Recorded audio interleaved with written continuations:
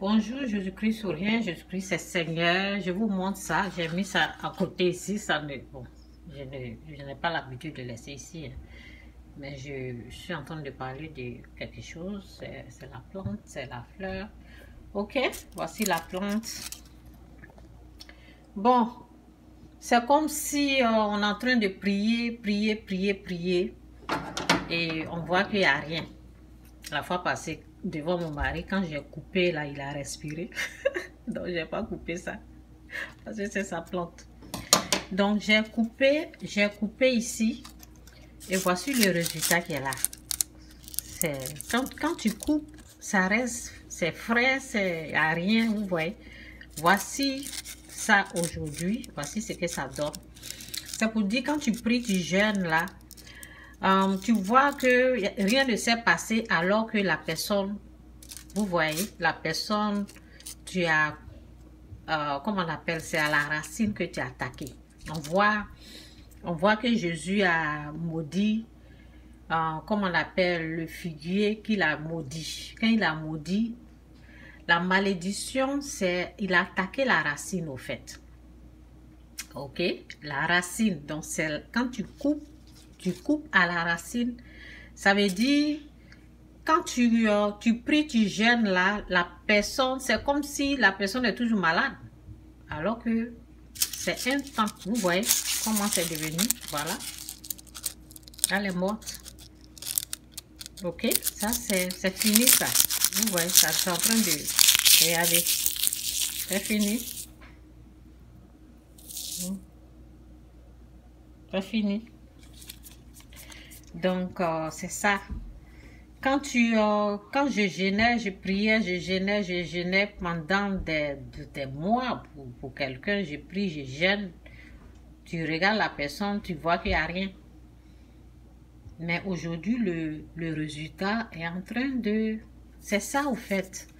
C'est Joe Austin, le pasteur, là, son exemple qu'il a pris de la fleur, d'une plante. Ça m'a beaucoup aidé et moi j'ai coupé, je vais vous aider, je ne vais pas couper aujourd'hui parce que mon mari a respiré là.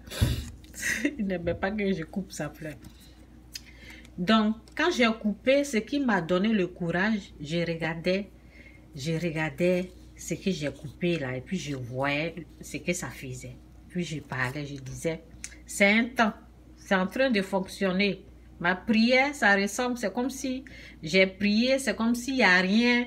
La personne, ça ne montre pas que la personne est en train d'être délivrée, mais je sais que c'est en train de marcher.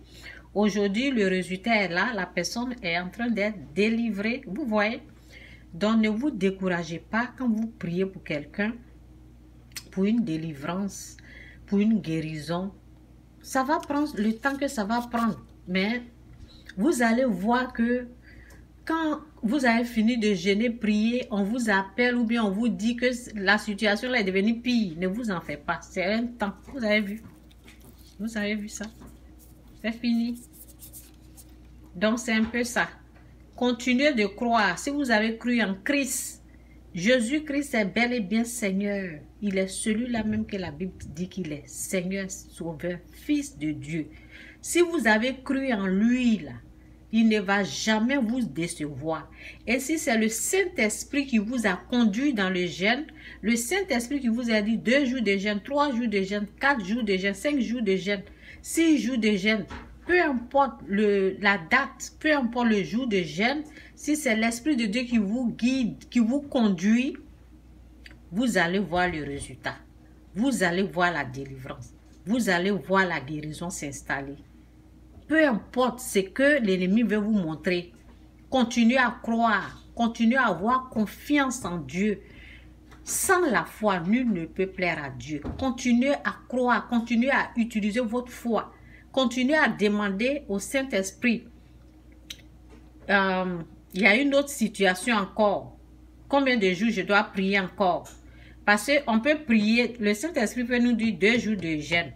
Ça veut dire qu'il y a un démon qui est parti. Moi, je me rappelle quand j'étais possédée de l'esprit de fétiche. Dieu m'a fait grâce, je vous ai dit, j'ai été délivrée.